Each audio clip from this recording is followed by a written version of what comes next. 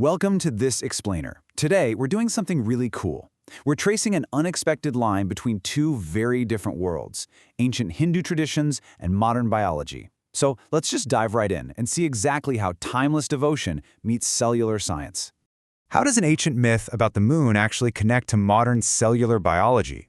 It sounds like they're from completely different universes, right? But as we trace the origins of a really sacred weekly ritual, the Monday fast, dedicated to Lord Shiva, we're going to uncover this profound journey, one that funnels all the way down from epic cosmic events to practical earthly rituals and ultimately to hard science. To get there, we'll be covering the cosmic pillar and the moon, the significance of Mondays, the rules of the fast, mantras for healing, and we'll wrap up with the actual science of fasting.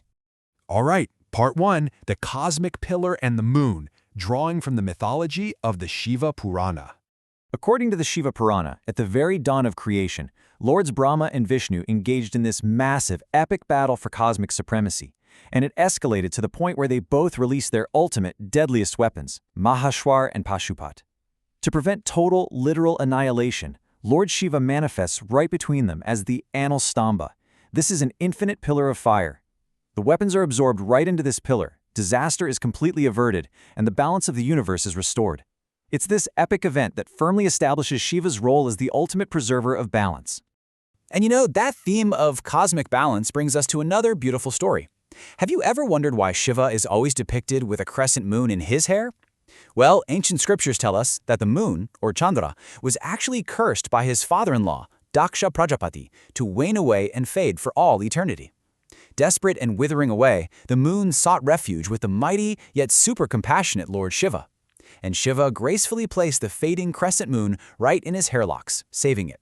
Because of this, Shiva is famously known as Chandrasekhara, meaning the one who wears the crescent moon. This story brilliantly illustrates why the moon is so central to the whole tradition.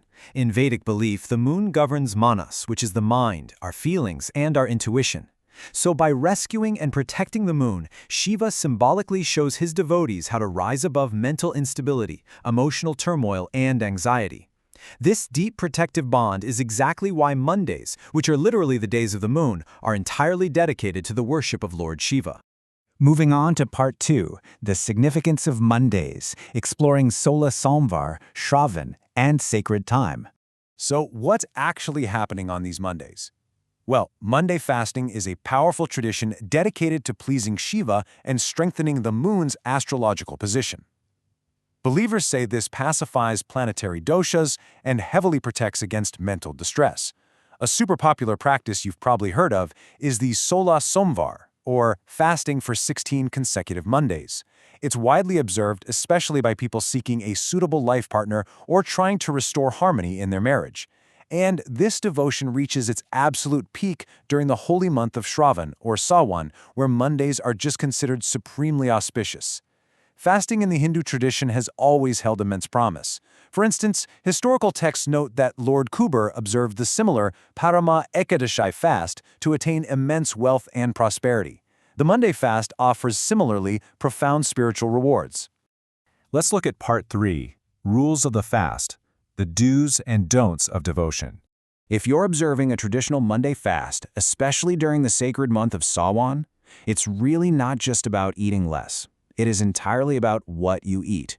You have to stick to a sattvic diet. The do's include fresh fruits, nuts, dairy, and specific alternatives like water chestnut or singhara flour. You also swap out your regular table salt for rock salt, known as sendha namak. On the flip side, the don'ts are pretty strict. You completely avoid grains like rice and wheat, legumes, onions, garlic, non-vegetarian food, and of course, no alcohol whatsoever. But keep in mind, the physical fast is just one half of the equation. The devotion is always paired with physical acts of worship, or puja. Devotees wake up early for a holy bath, often throwing some black sesame seeds into the water. A central ritual here is the Abhishek, which is ceremonially bathing the Shivling with Panchamrit. That's a sacred mixture of milk, honey, sugar, ghee, and curd.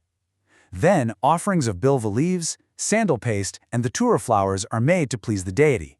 Finally, charity is absolutely crucial. Donating milk, warm clothes, or beauty items to the needy is believed to strengthen marriages and invite divine blessings. Every single one of these rituals is carefully designed to cultivate detachment and intense spiritual discipline. Which brings us to part 4, mantras for healing and the phonetic power of Sanskrit. So the underlying concept here is that a quiet mind needs a focal point. And one of the most powerful tools used during these fasts is the Mahamrityunjaya mantra. Our sources actually give us a very clear guide on how to perform this job or chanting ritual. First, you choose an auspicious time, like early morning or the evening twilight, which is known as Pradosh Kal. Next, you want to make sure you're seated in a clean, super quiet environment to lock in that focus. Then, using a Rudrakshamala, the specific prayer beads, you chant the mantra exactly 108 times.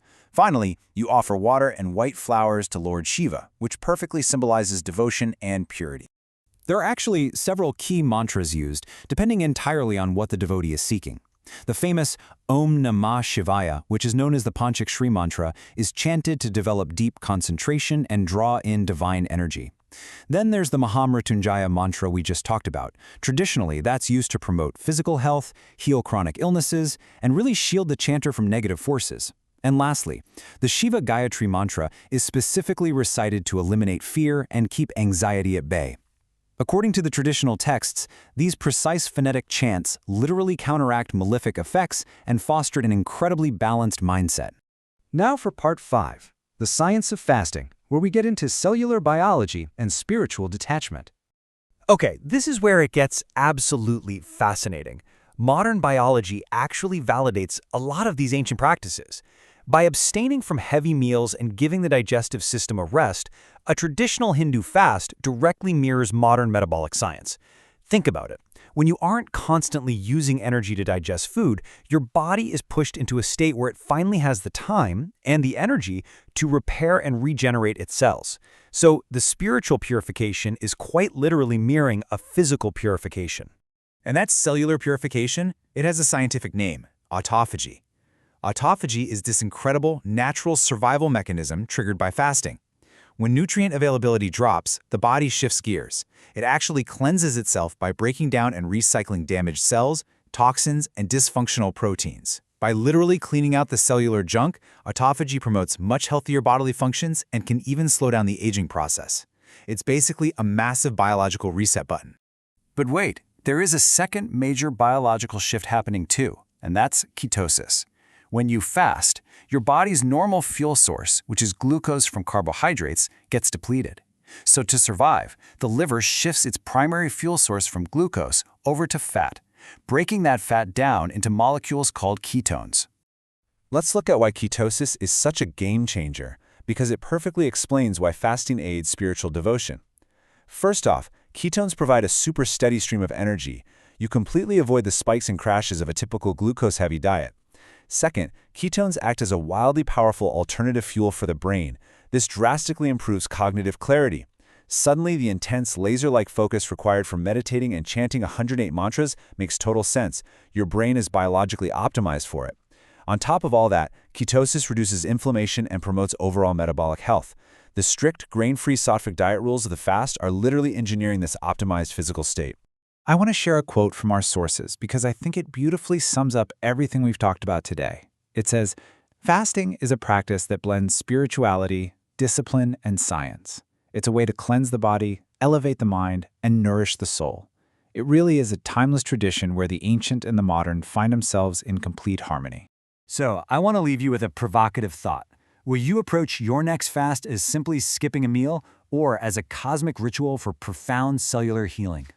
Whether you view it through the mythological lens of Lord Shiva balancing the cosmos and saving the moon, or through the microscopic lens of autophagy and ketosis optimizing your cells, the results are undeniably powerful. Thanks so much for joining me on this explainer, and as always, keep questioning and keep learning.